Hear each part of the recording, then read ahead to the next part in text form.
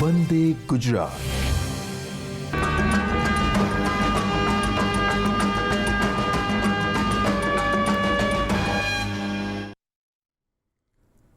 નમસ્તે વિદ્યાર્થી મિત્રો.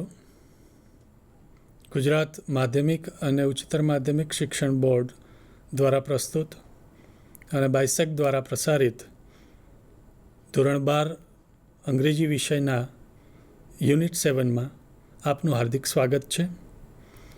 પ્રથમ એપિસોડમાં આપણે યુનિટ 7 રીડ 1 મંકીઝ પો વિશેની વાત કરી. હવે ત્યાંથી આપણે આગળ વધીએ. પીપીટીમાં જોઈએ. Say whether the sentences are true or false. અહીં એક વાક્ય છે કે સર્જન્ટ Morris did not like India. આ વાક્ય સાચું છે કે ખોટું? And the answer is false. Second, it was very cold season when Morris visited White's. This sentence is true. પરીક્ષામાં પણ આપણને પૂછાય તો આ રીતે જ લખવાનું છે. Number 3, Sergeant Morris gifted the paw to Whites. And this sentence is true. Number 4, Mr. White's first wish was fulfilled by the magical paw. And the answer is true. Number 5, Herbert is alive at the end of the story. હવે આ વાક્ય સાચું છે કે ખોટું? This sentence is false. Number 6, Mr. White saved further loss by his third wish. It's true. Number 7, interfering with fate only caused deep sadness in the life of the Whites. And the sentence is true. Number 8, Sergeant Morris put a spell on the paw. And the sentence is false. Now answer the questions. પહેલો question છે કે why did Sergeant Major throw the monkey's paw in the fire? એનું reason શું હતું કે આ જે સર્જન્ટ major Morris હતા એમને એ પંજાને આગમાં નાખી દીધો? And here is your answer. Sergeant Morris brought a magical monkey's paw with him from India. An old fakir put a spell on it. Fakir was a holy man and he wanted to show that the fate ruled people's life, and that to interfere with fate caused deep sadness. Mr. Morris also believed it. He knew that the paw would bring a disaster, so he threw the paw in the fire. How did Mr. White test the power of magical paw? Here's your answer. Sergeant Morris brought a magical monkey's paw with him from India. He talked much about its power, but he also knew that the paw would bring disaster, so he threw it in the fire. Mr. White was mesmerized by the talk of magic of the paw, so he quickly took it back from the fire and asked Morris to give it to him. To test the power of the magic paw, he took it in his hand and said, "I wish for 200 pounds." What happened to Herbert? How did the couple come to know that? હર્બર્ટની સાથે શું થયું અને આ જે couple હતું mister and Mrs white એમને કેવી રીતે ખબર પડી? Here is your answer. Herbert was son of Mr. and Mrs. White. He worked in the company of Moore and Maggins. A gentleman comes from the company to their home and brought the dead body of Herbert with him. He informed the couple that Herbert was badly hurt and died. Sergeant Major Morris told Mr. White to make wishes sensibly. Why? Major મોરિસે sensibly એકદમ સંવેદનશીલ રીતે વિશ કરવા માટેનું mister વ્હાઇટને કહ્યું. કેમ? Let's see the answer. Sergeant Morris told Mr. White about the power of the magical monkey's paw. He informed them about the holy fakir who said that fate ruled people's lives, and to interfere with fate only created deep sadness. Major also knew that the paw and already caused many disasters, so he told Mr. White to make wishes sensible. What did Mr. White wish for in the end? છેલ્લો પ્રશ્ન. Let's see the answer. Mr. White understood the disaster caused by the paw. He wished 2 times and his 2 wishes were fulfilled, causing disasters. Mr. White understood that he should not interfere with the power of fate. So, he made his 3rd wish that he did not want his dead son back and sent him back at his proper place. એની યોગ્ય જગ્યાએ મોકલી દીધો. Okay, અહીંયા હવે આપણે આપણા જે unit 7ની અંદર રીડ 2 સજર્નર ટ્રુથ એની ટૂંકમાં માહિતી મેળવીએ. સજર્નર ટ્રુથ એમનો સમયગાળો ગણવામાં આવે છે 1797થી 1883. એ એક અમેરિકન હબસી હતા. હવે ઘણા બધા વિદ્યાર્થીઓને હબસી શબ્દ ખબર નહીં હોય. મોટાભાગે આપણે જેમને કાળિયાઓ કહીએ છીએ, નિગ્રોઝ, એમને હબસી કહેવાય. એક અમેરિકન હબસી હતા. એમના સમયમાં અમેરિકામાં ગુલામી પ્રથા હતી. બાળપણમાં તેમને ખૂબ જ તકલીફોનો સામનો કરવો પડ્યો. તે સમયે ગુલામોની હરાજી અને લે વેચ થતી હતી. વિચારો, હરાજી થાય. સામાન્ય રીતે આપણે આવી હરાજી ક્યાં જોયેલી હોય? ગંજ બજારમાં એપીએમસી માર્કેટ હોય તો એની અંદર આપણે જોયું હોય કે જ્યાં બધા જે ઘઉં, ચોખા, દાળ, જીરું આ બધાની હરાજી થતી હોય. આપણે કહીએ કે એનો ભાવ બોલાતો હોય. એમ એ સમયે ગુલામોની હરાજી થતી અને એમની લેવેચ પણ થતી હતી. તેમના માલિકો દ્વારા તેમને ખૂબ જ તકલીફોનો સામનો કરવો પડતો હતો.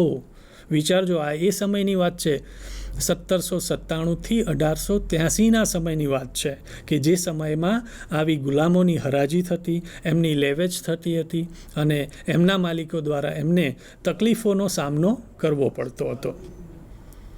સજર્નર આ બધી જ તકલીફોમાંથી પસાર થયા. તે અલગ અલગ માલિકોના ગુલામ રહ્યા. ઈસવીસન 1827માં ન્યૂયોર્કમાં એમેન્સિપેશન એક્ટ પસાર થયો અને એ એમેન્સિપેશન એક્ટ મુજબ ગુલામોને મુક્ત કરવાના હતા. પરંતુ તેમના માલિક તેમને મુક્ત કરવા માંગતા ન હતા. વિચારો, આપણી પાસે પણ આવા ગુલામ હોય અને ગુલામ ફ્રી થવા માંગે તો આપણને ન ગમે. આથી તેઓ ત્યાંથી ભાગી ગયા અને ત્યાંથી તેમના જીવનનો ટર્નિંગ પોઈન્ટ થયો. તેઓ એક વક્તા બન્યા, ઓરેટર, જે સારું વક્તવ્ય આપી શકતા હોય. તેમના વક્તવ્યથી મળેલા નાણાંનો તેઓ ગૃહ યુદ્ધ દરમિયાન ઘવાયેલા સૈનિકો માટે ભેટ લાવવા ઉપયોગ કરતા. જો પૈસાનો પણ કેવો ઉપયોગ! સૈનિકો જે ઘવાઈ ગયેલા છે એમના માટે આ પૈસાનો ઉપયોગ કરવા. તેઓ સ્ત્રીઓની ઉન્નતિ માટે અને કલ્યાણ માટે જીવનભર કાર્યરત રહ્યા. આ પાઠમાં મુશ્કેલીઓ વચ્ચે પણ એક સ્ત્રી કેવી રીતે પ્રગતિ કરે છે, મુશ્કેલી પડે છે એ સ્ત્રીને. કોણ? સજર્નર ટ્રુથ.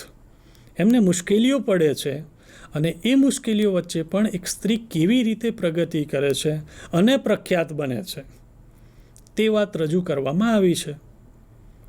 સતત સંઘર્ષ વચ્ચે જીવન જીવવું અને બીજાને ઉપયોગમાં આવવાનું ઉદાહરણ સજર્નરે સુંદર રીતે પૂરું પાડ્યું છે. Now let's see this chapter in detail. Read to Sojourner Truth in detail. સૌથી પહેલાં તો સજર્નર ટ્રુથ એમનો જે લાઈફ સ્પેન છે ઇટ્સ CA એપ્રોક્સિમેટલી અંદાજિત એમનો સમયગાળો 1797 ટુ 1883 કન્સિડર કરવામાં આવે છે. She was a black American freedom fighter and an orator. એક બ્લેક અમેરિકન ફ્રીડમ ફાઇટર હતા એન્ડ એન ઓરેટર અને વક્તા orator. Born Isabella Baumfree in Ulster County ન્યૂયોર્કના અલ્સ્ટર કાઉન્ટી વિસ્તારની અંદર ઇસાબેલા બાઉમ્ફ્રીમાં એમનો જન્મ થયો હતો. She was the daughter of African named Baumfree and a woman Elizabeth. એ આફ્રિકન બાઉમ્ફ્રી અને એલિઝાબેથના ડોટર હતા. She was auctioned at the age of 9. Auctioned એમની હરાજી કરવામાં આવી એટ ધ એજ ઓફ 9. 9 વર્ષની ઉંમરે એમની હરાજી કરવામાં આવી to an English man John Neely. એક અંગ્રેજ જ્હોન નીલી એમની નીલામી કરવામાં આવી. શી વોઝ બ્રુટલી પનિશ્ડ અને એમને ભયંકર રીતે સજા આપવામાં આવતી, મુશ્કેલીઓ આપવામાં આવતી because she does not know Dutch jargon. કારણ કે એમને ડચ જાર્ગન જે ડચ ભાષા હતી એ શબ્દો નહોતા આવડતા, એટલા માટે એમને મુશ્કેલીઓ આપવામાં આવતી હતી. હવે શું થયું તો Neely sold her to a fisherman. એ જ્હોન નીલીએ આ સોજર્નર ટ્રુથને સોલ્ડ ટુ અ ફિશરમેન, એક માછીમારને વેચી દીધી. હુ હેડ અ ટેવર્ન ઇન કિંગસ્ટન, કે જેમને કિંગસ્ટન ન્યૂયોર્કની અંદર એક ટેવર્ન, એક દારૂનું પીઠું ચલાવતા હતા. નેક્સ્ટ જ્હોન જે ડ્યુમોન્ટ પ્લાન્ટેશન ઓનર પરચેઝડ હર. એમના પછી એક બીજા જ્હોન જે ડ્યુમોન્ટ નામના જે એક પ્લાન્ટેશન ઓનર, જેને એક ખેતીવાડીના એક માલિક, એમને ખરીદ્યા. ડ્યુરિંગ ધીસ ટેન્યોર, અને આ સમયગાળા દરમિયાન શી મેરીડ, એમના લગ્ન થયા એન્ડ હેડ 5 ચિલ્ડ્રન, અને એમને 5 બાળકો થયા. In 1827 New York passed emancipation act freeing its slaves. 1827માં ન્યૂયોર્કની અંદર ઇમેન્સિપેશન એક્ટ લાદવામાં આવ્યો અને એ એક્ટ એવું કહેતો હતો કે ત્યાંના ગુલામોને મુક્ત કરવા. She prepared to take her family away. Sojourner truth તૈયાર થઈ ગયા એમના પરિવારને દૂર લઈ જવા માટે. ડ્યુમોન્ટ એમના જે છેલ્લા માલિક હતા વોઝ રિલેક્ટન્ટ, એ અચકાતા હતા. સો શી રેન અવે વિથ ઓનલી યંગેસ્ટ ચાઇલ્ડ. એટલે એ ત્યાંથી ભાગી ગયા વિથ ઓનલી યંગેસ્ટ ચાઇલ્ડ, એમના એકમાત્ર નાનકડા જે સૌથી નાનું બાળક હતું એને લઈને. શી વર્કડ એટ મિનિયલ જોબ. ખૂબ જ નીચી ગુણવત્તાના કામ પણ એમને કરવા પડ્યા. કેમ અંડર સ્વે ઓફ અ રિલિજિયસ ફેનેટિક મથિયાઝ. અને એક ધાર્મિક, એક ધર્માંધ માણસ મથિયાઝ નામનો એક વ્યક્તિ, એમના અંડર પણ એ આવ્યા. During civil war C boat gift for the soldiers. અને જ્યારે સિવિલ વોર, ગૃહયુદ્ધ ચાલી રહ્યું હતું એ દરમિયાન એમણે સૈનિકો માટે ગિફ્ટ પણ ખરીદી. અને એ પણ પૈસા કેવી રીતે આવેલા? This money was raised from her lectures. એમના જે વક્તવ્યો હતા એમાંથી એ પૈસા આવેલા હતા. And help fugitive slaves find work. અને જે બધા ત્યક્ત, જેમને છોડી દેવામાં આવેલા હોય એવા ગુલામોને ફાઇન્ડ વર્ક એન્ડ હાઉસિંગ, એમને ઘર શોધવામાં મદદ કરી અને એમને કામ અપાવવામાં મદદ કરી. જેની પાસે કંઈક છે એને મદદ કરે, ઇટ્સ ઓકે, એ તો સારી વસ્તુ છે. પણ જે નિરાશ્રિત હોય, જેમની પાસે કંઈ નથી, એને મદદ કરવાનું કામ એમણે કર્યું. She continued ટાયરેડ.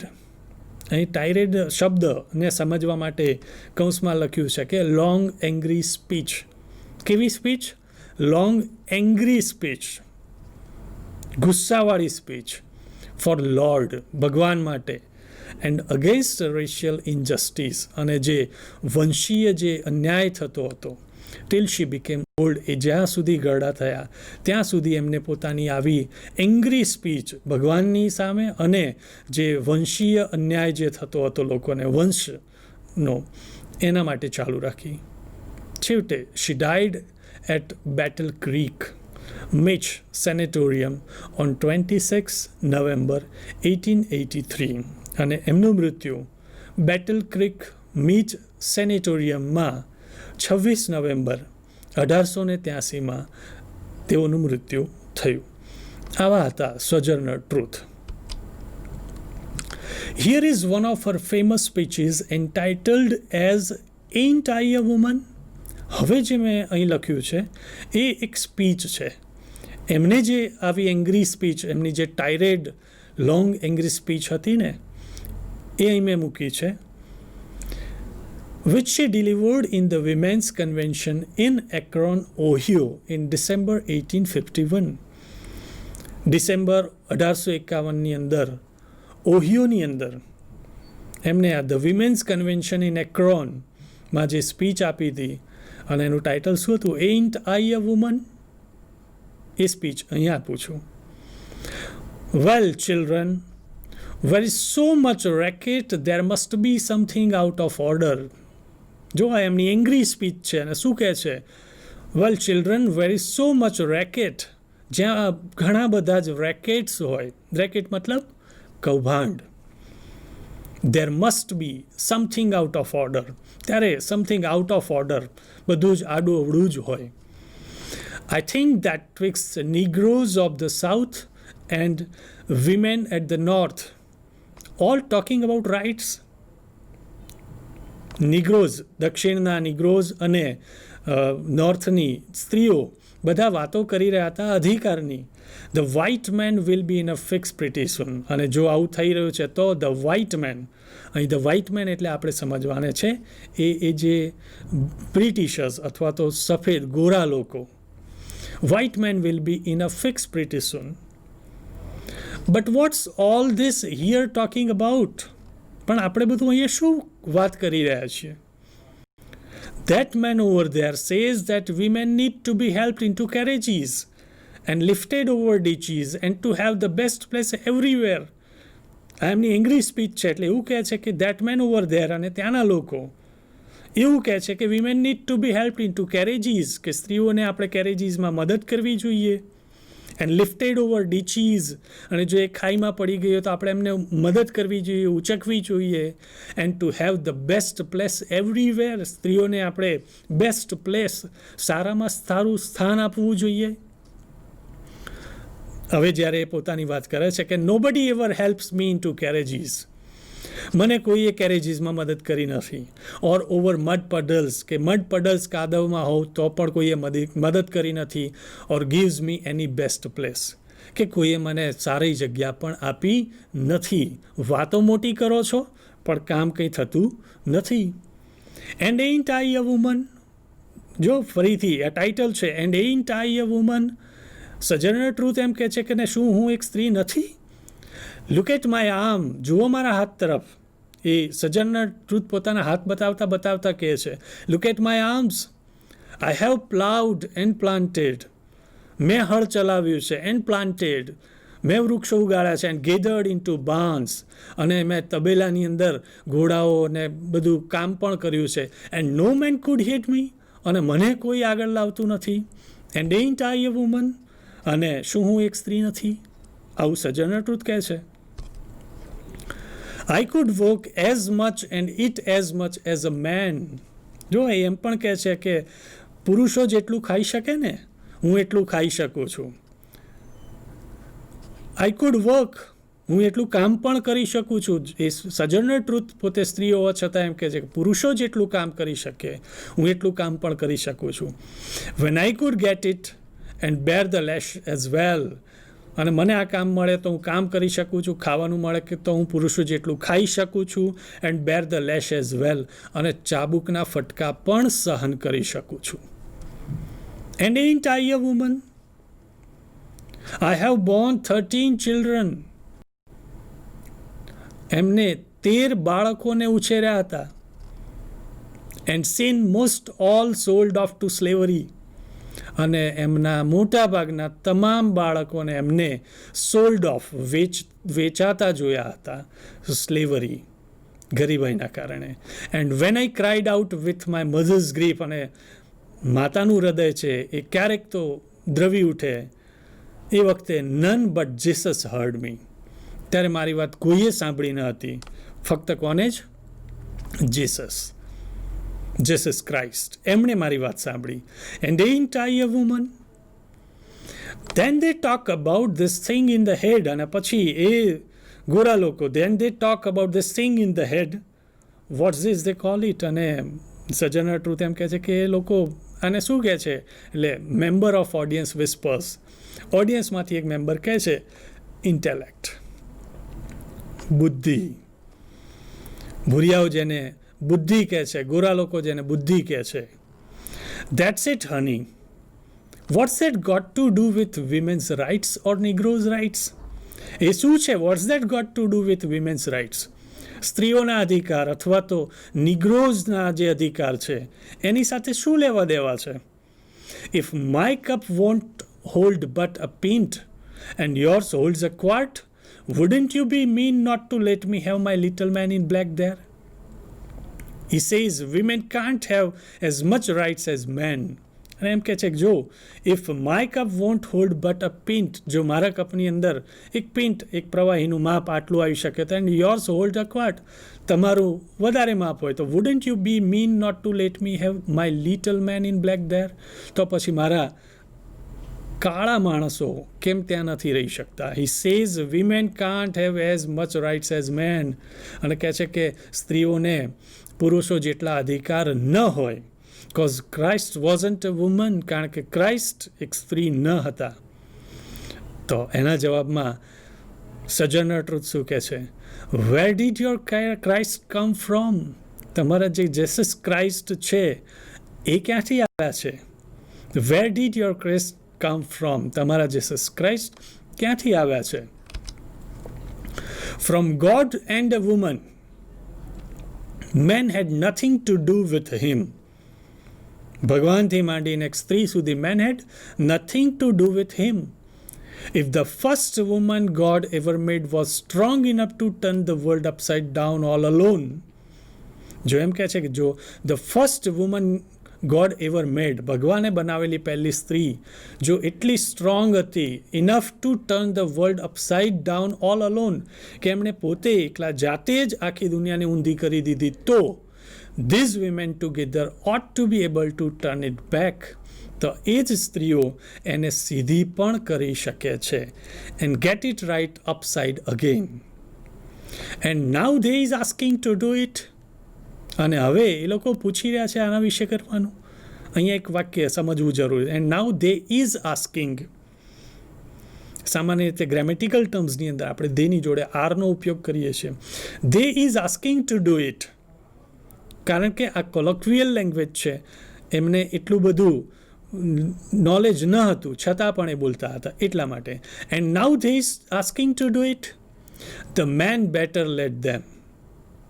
oblige to you for hearing me. એમની સ્પીચના અંતમાં કહે છે કે હું ઋણી છું, oblige to you for hearing me, તમે મને સાંભળી. and now old sojourner ain't got nothing more to say. હવે ઓલ્ડ સજર્નર માટે કહેવા લાયક કશું રહ્યું નથી. આવી વાત હતી કંઈક સજર્નર ટ્રુથ વિશેની. હવે આપણે આ પાઠના કેટલાક પ્રશ્નોની વાત કરીએ. Answer the following questions. First, who was Sojourner? Sojourner Truth was a black American freedom fighter and orator. She fought for the rights and welfare for women. Second question, where was Sojourner born? Sojourner Truth was a black American freedom fighter and orator. She was born in Isabella Baumfree in Ulster County, New York. Third, what difficulties did Sojourner face in her childhood? Sojourner was a black American freedom fighter and orator, but in her childhood, she faced many difficulties. About the age of 9, she was auctioned off to an Englishman named John Neely. Due to her improper jargon, she was brutally punished by him for no reason. She was sold as a slave to a fisherman then. She stayed there for some time then, and then was sold to John J. Dumont as a slave, a plantation owner. She passes her childhood being a slave of different owners who treated her rudely. Fourth question. Why did Sojourner run away with her youngest child? New York passed an Emancipation Act in 1827. This act appealed to free slaves. Sojourner thought that she would be free from slavery. So, she prepared to take her family away. But her owner, Dumont, was in no mood to free her. So, she ran away with her youngest child. Fifth question. What did Emancipation Act say? Emancipation Act passed in New York in 1827. Many people were treated as slaves in those days. There were auctions of slaves. Slaves were treated very rudely. People bought and sold slaves as a thing. Emancipation Act said to stop slavery system. It is said to free all the slaves. Exam oriented exercise.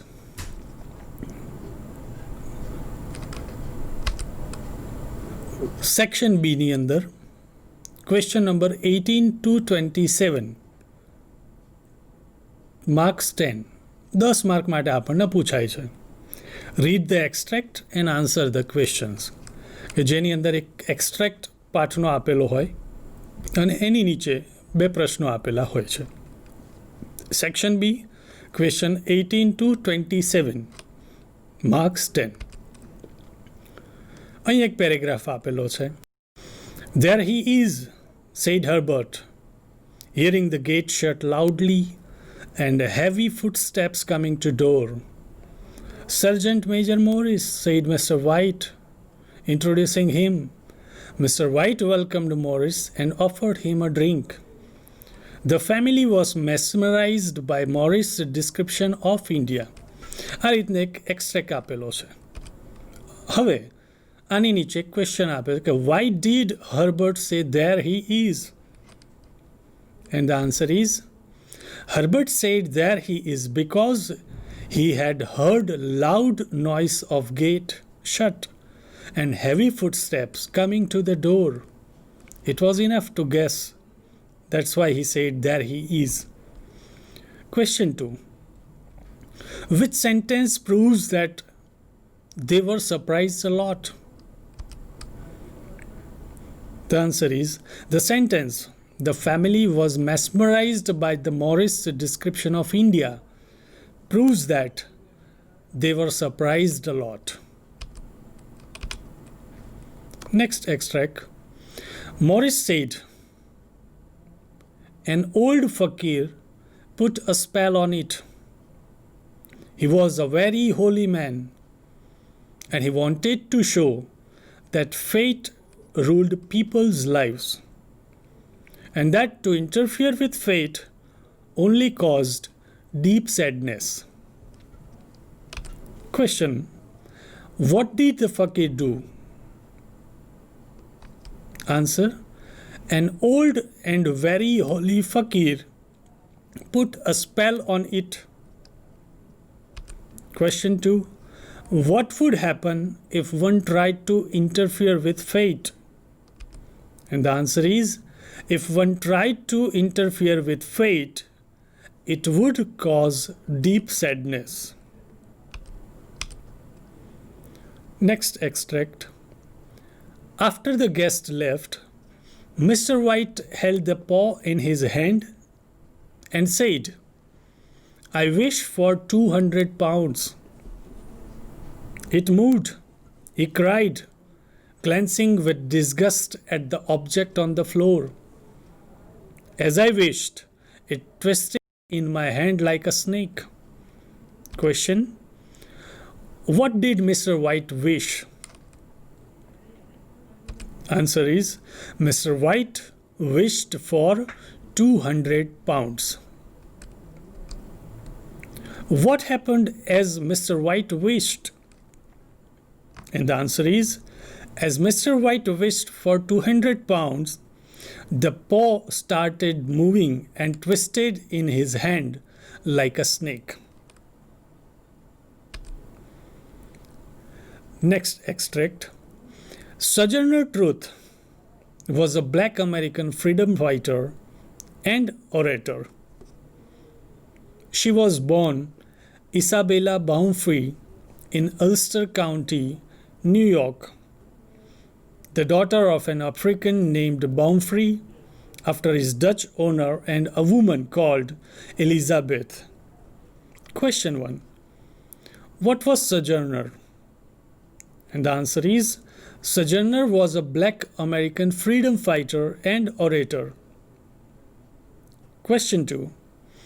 Who were the parents of Sojourner? And the answer is, Baumfree and Elizabeth are the parents of Sojourner. John J. Dumont, a nearby plantation owner, purchased her next. During her tenure with his family, she married and had 5 children. In 1827, after New York has passed an Emancipation Act freeing its slaves, she prepared to take her family away. But Dumont began to show reluctance to this, so she ran away with only her youngest child. Question 1. What was John Dumont and what did he do? Answer.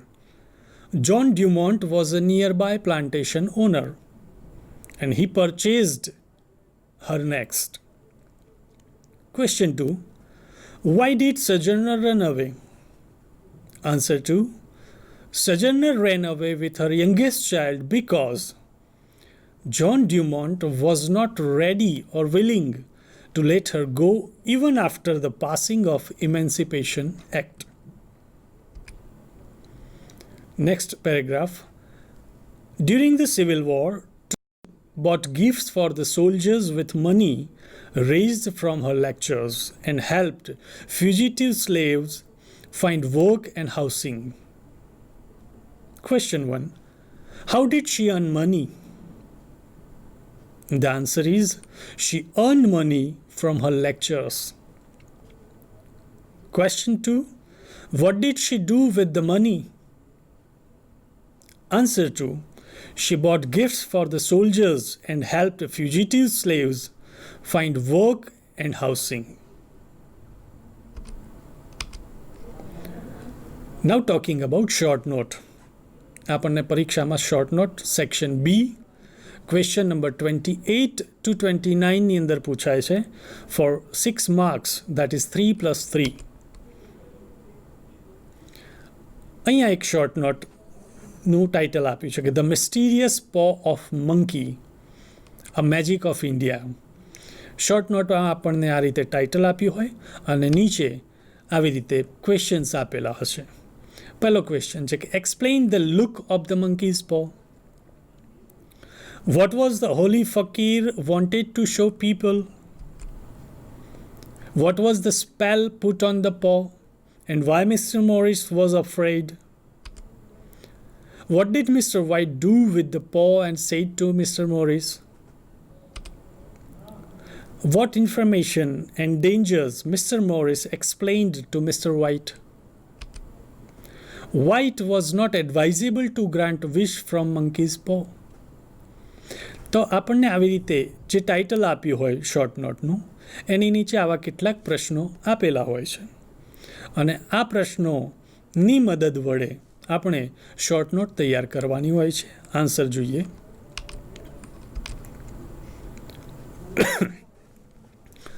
The monkey's paw was of a fakir who made it dried and then put a spell on it.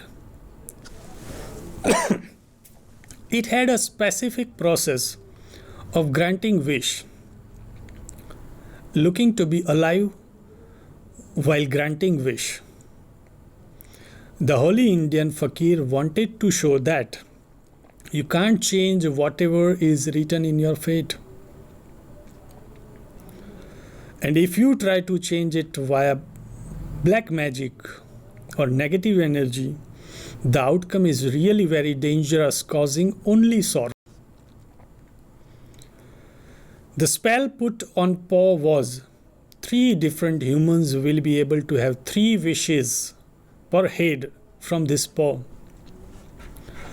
Mr. Morris was afraid due to the warning of Fakir that any interfering with fate results in deep sadness and hazards. As soon as Mr. Morris threw the paw to the fire, after showing it to Mr. White, he took it out from the fire and saved it from burning. He asked Morris how to use the paw for having a wish fulfilled, and said him that if Morris didn't want it, he would take it. Mr. Morris explained to Mr. White the mysterious process of using the paw for granting any wish. He explained the risk and warning. Then he left his home quickly as possible. It was not advisable to grant wish from monkey's paw, because if anything you want was not in your fate at all, the paw's spell would interfere with the fate written by God, and disturbing fate for greed causes bigger reasons to weep on. Next short note is from Sojourner Truth. A mind-blowing speech by Sojourner Truth.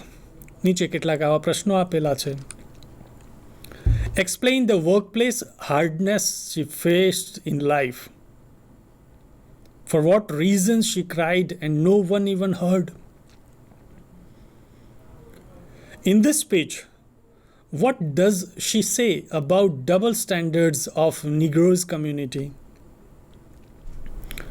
What is the logic given by a person for not providing equality to women, and how Sojourner countered it? What does she believe about God and religion? In 2-3 sentences, explain the background of this speech. Let's see the answer. The places where Sojourner Truth worked as a slave, she faced many hardships. She had to carry away heavy loads from one place to another on muddy roads. She was punished with a brutal lash of whip, often with no reason. In workplace, she was treated as a thing or machine, not a human being. She had taken care of 13 children when she was in the state of slavery. Before her eyes, all her children were sold as slaves, one by one, and she kept on weeping, but there was no one to listen to her except Almighty God. In this speech, Sojourner Truth mentions that everyone is discussing and murmuring about the equal rights for black and the whites, men and women, in both southern and northern states. But her very own Negro community doesn't want women's equality, as no one helped her or any other African slave woman for any of the hardships in the past. A person gave a logic that Jesus Christ was not a woman, he was a man and that is why women can't be given equality. એમનું logic હતું. Sojourner countered it with the fact that Jesus Christ was born by God and through a woman. She strongly believed that there shouldn't be any racism on the name of Lord. She believed that the very founders of religions take birth via women. So, women should be given respect, equal rights, and equal living facilities in all the fields. This speech was given by Sojourner Truth, the Women's Convention, Akron, Ohio, in the year 1851. The very years after the announcement of freedom for slaves. She was an activist and working for women equality till a long time. In the speech, she presented her views about racism and equality.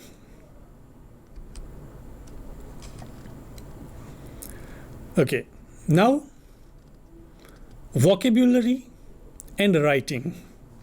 એના વિશેની આપણે વાત કરીએ unit 7 વિશે જ. Unit 7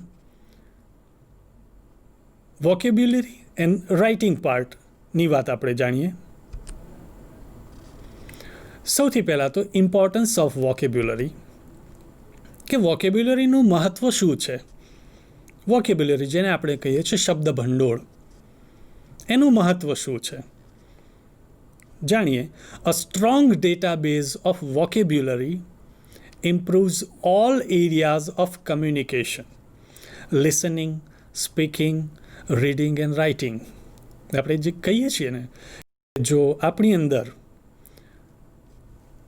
basic વોકેબ્યુલરીનું શબ્દ ભંડોળ આપણું વધારે હશે તો આપણી જે કમ્યુનિકેશનની સ્કિલ હશે, કોઈ પણ ભાષા હોય અને એ ભાષા માટે 4 સ્કિલ્સ મહત્ત્વની છે: listening, speaking, reading and writing. આ ક્યારે વધી શકે? જો આપણો સ્ટ્રોંગ ડેટાબેઝ વોકેબ્યુલરીનો હોય તો કોઈ પણ ભાષામાં, એ ચાહે આપણી ગુજરાતી ભાષા હોય, હિન્દી હોય કે ઇંગ્લિશ કે બીજી કોઈ ભાષા હોય. Learning English vocabulary is a basic and very important part of learning the language. કોઈ પણ ભાષા શીખવા માટે વોકેબ્યુલરી એક મહત્ત્વનું અંગ છે.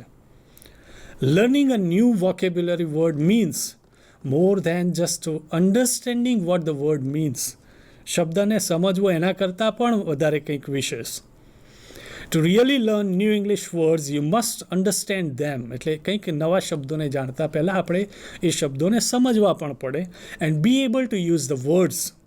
અને એ શબ્દનો ઉપયોગ કરતાં પણ આપણે શીખવું જોઈએ કરેક્ટલી, યોગ્ય રીતે. When you speak or write, જ્યારે તમે કંઈક બોલતા હો કે કંઈક લખતા હોય ત્યારે. Vocabulary plays a fundamental role in the reading process. એક વાંચનની જે પ્રક્રિયા છે એમાં એ મૂળભૂત રોલ ભજવે છે. And is critical to reading comprehension. અને રીડિંગ કોમ્પ્રિહેન્શન માટે તો એ ખૂબ ક્રિટિકલ છે. Children learn the meanings of most words indirectly through everyday experiences with oral and written language.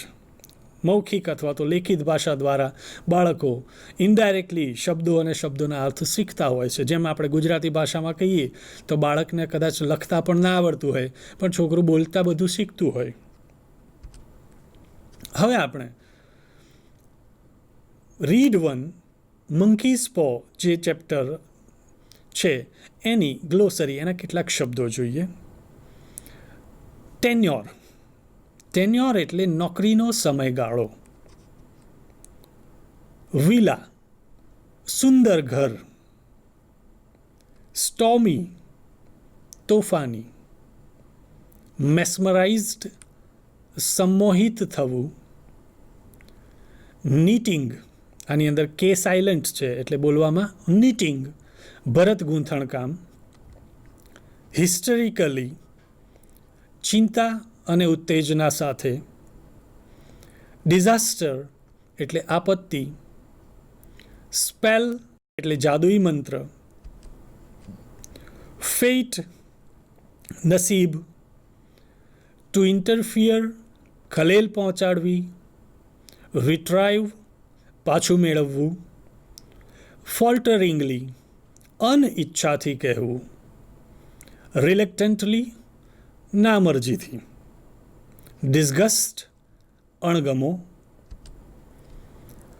સિનિસ્ટર ખલેલરૂપ, assurance ખાતરી, ગ્રીફ દુઃખ, કમ્પેન્સેશન એટલે મૃત્યુ પછી આપવામાં આવતા રૂપિયા જેને આપણે વળતર પણ કહીએ છીએ, ફ્રેન્ટિકલી ચિંતા, સાઈ નિસાસો નાખવો,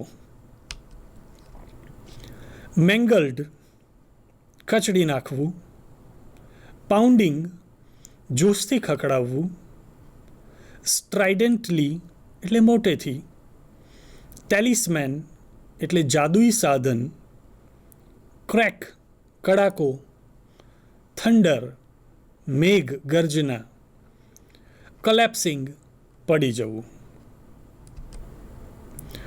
એવી જ રીતે આપણે સજર્નર ટ્રુથ પાઠની પણ ગ્લોસરી જોઈએ, એના પણ શબ્દો જોઈએ. ઓરેટર એટલે સ્પીકર, જેને આપણે કહીએ છીએ વક્તા, જેનામાં સારું વક્તવ્ય હોય તે ઓરેટર.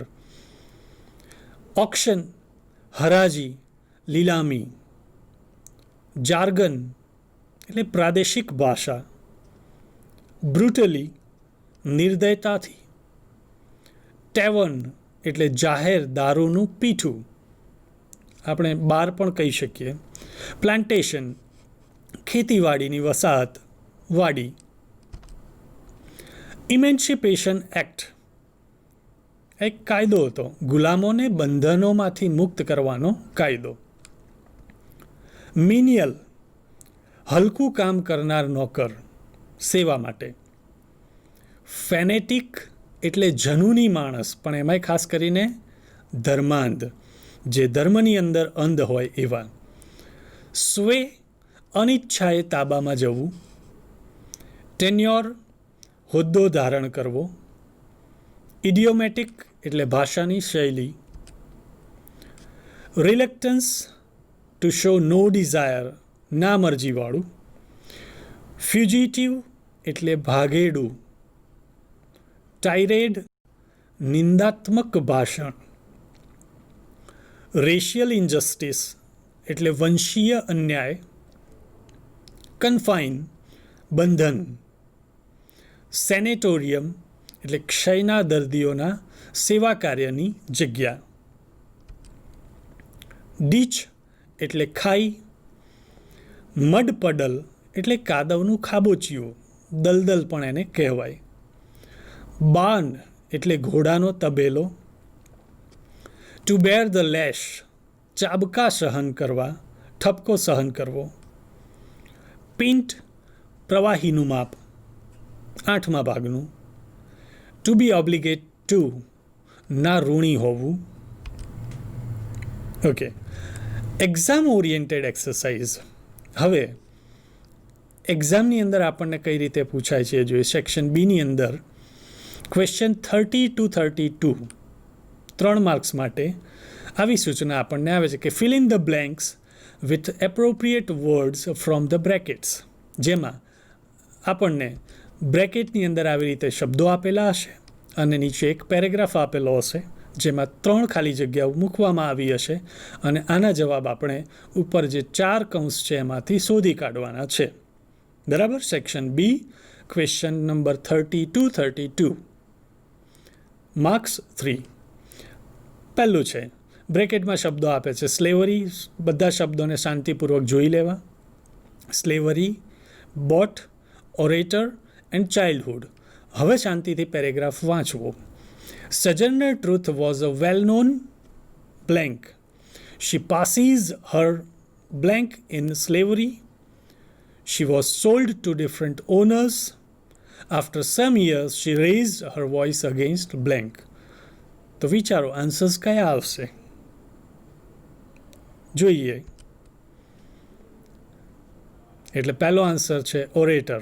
એટલે Sojourner Truth was a well-known orator. She passes her childhood in slavery. She was sold to different owners. After some years, she raised her voice against slavery. Okay? બીજો બ્રેકેટ જોઈએ. Occasionally, sitting, tenure, knitting. આ રીતનો paragraph આપેલો છે. Mr. White was playing chess with his son Herbert. Mrs. White was sitting by the fire, blank, and talking to them, blank. They were waiting for Mr. Morris, who had returned back after completing his blank in India. શું આવશે answer? જોઈએ. Mr. White was playing chess with his son Herbert. Mrs. White was sitting by the fire, knitting and talking to them occasionally. They were waiting for Mr. Morris, who had returned back after completing his tenure in India. તો મિત્રો, આજના એપિસોડની અંદર આપણે આટલે સુધી જોઈએ. આગળના એપિસોડમાં બીજી વાત કરીશું. ત્યાં સુધી થેન્ક યુ વેરી મચ.